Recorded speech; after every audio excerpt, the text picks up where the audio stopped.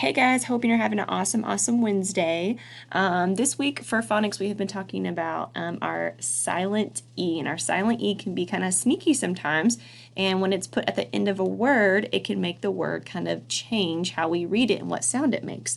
So our silent E explanation is kind of right here, and it says silent E gives all of its powers to the vowel. Then the vowel says its name. So our silent E right here, we have our word d-i-m, dim. We have our word dim, and when we put our E at the end of the word dim, it gives all of its power, remember, to our vowel. Our vowels are A, E, I, O, and U.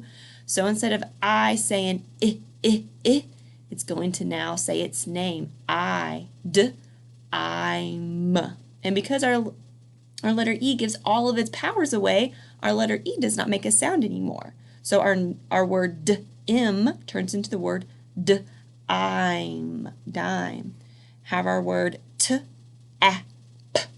When we add our silent E at the end, remember our silent E gives all of its powers to our vowel. A is a vowel, so A says its name, A, and not a.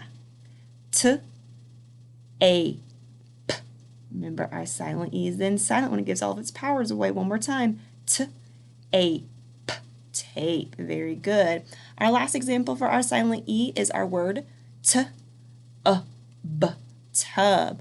When we add our silent E at the end, it gives all of its powers to our vowel U, and it makes the silent E no longer say anything. T-ube,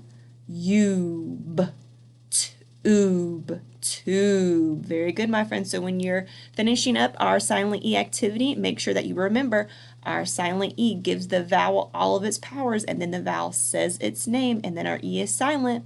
Good luck, guys.